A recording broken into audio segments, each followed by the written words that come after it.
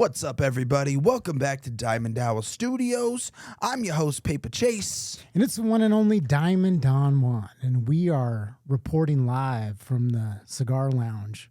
That's right. Underneath the Players Club. Exactly. Dude, we need some like whiskey and cigars for this room. Except what neither are we doing? Neither of us drink or smoke. So. That is true, but we should start. I should just like derail my whole life. Yeah. You know what I mean? Not a bad idea. We have a full bar set up here. So. You know, just a stone's throw away. You know what I mean? Exactly, which nobody ever uses. When we first started this place, I was like, it'd be such a good idea to get a bar. It literally was his top priority when he was like, dude, we gotta get a bar right here. I mean, that and a fridge.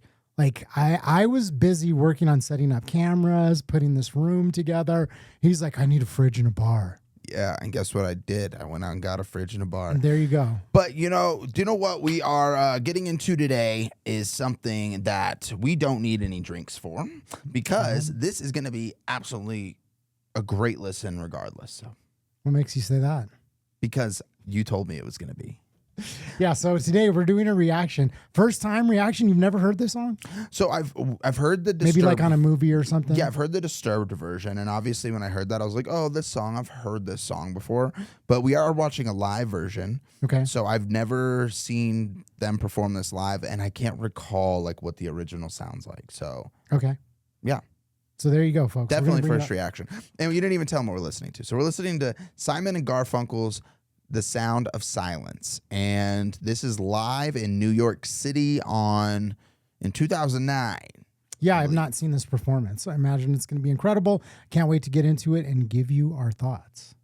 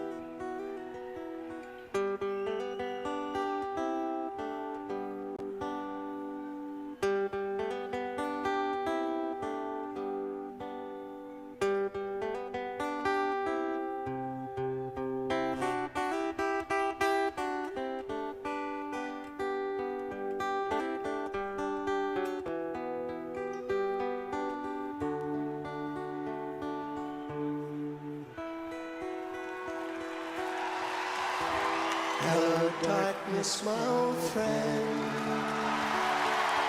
How come you talk with you again? Because a vision softly creeping left its seeds while I was sleeping, and the vision that was planted in my brain still remains within the sound of silence. In restless dreams I walked alone, narrow streets of cobblestone, neath the halo of a street lamp. I turned my collar to the cold and damp, when my eyes were stabbed by the flash of a neon light that split the night and touched the sound of silence. Wow. That's the songwriting. I mean, the lyrics are just so crazy. Just the concept of the sound of silence. Mm-hmm. And we've done reactions, like I said, to the Disturbed version of this. We also did one to Pentatonics just the other day. Yeah. So I've heard the lyrics enough now to where it's like, wow, I just have fully grasped on it. But the way that these guys are performing it, this is their song. Like, Yeah. oh my God, this is their song. And we've heard some incredible renditions of it, but This is incredible. Yeah. Wow. So which one's Simon and which one's Garfunkel? Simon, I think, is the one with the guitar, Okay. and Garfunkel is the one with not the guitar. The way that Simon's voice is like harmonizing with the high of Garfunkel's, Yeah. dude, it's so good. Oh my gosh. You can't see, but I have goosebumps, you know? Yeah, that you're wearing all that stuff just to hide it. Just to hide it. Yeah. Just to hide the goosebumps. And in the naked light I saw 10,000 people, maybe more. People talking without speaking. People hearing without listening.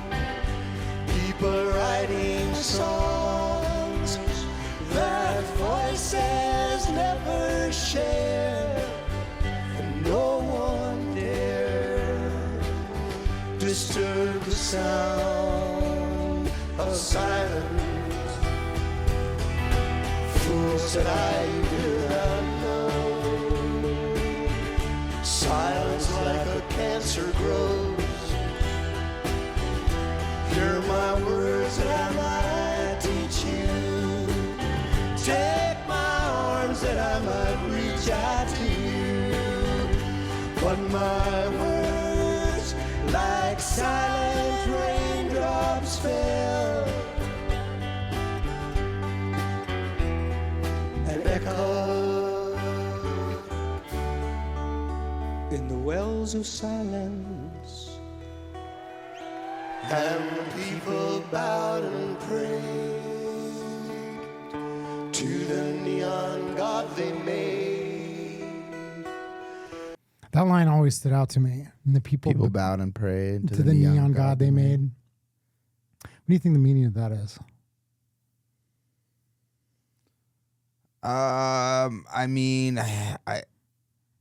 it sounds like they're talking about, you know, the idols that people have made and society has made and religions have made, no matter what it is. Yeah, and, that's what I took it as. It could be like money, it could be fame, it could be, you know, all these things that we like look up to and hold so dear. But, you know, that's what I love about songs like this, is that they just... This song is so open for interpretation. Yeah. That's the craziest part about it.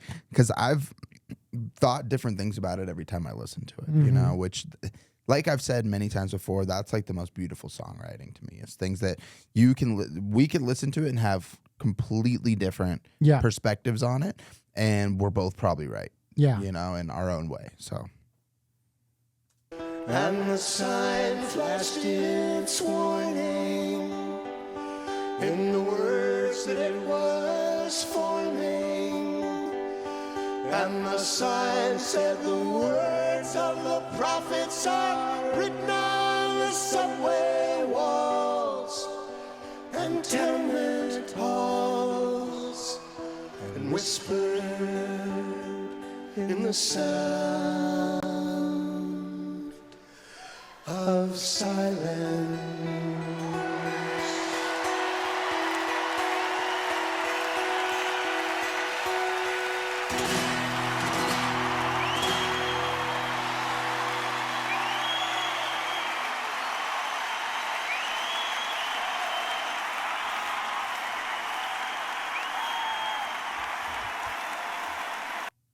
So good.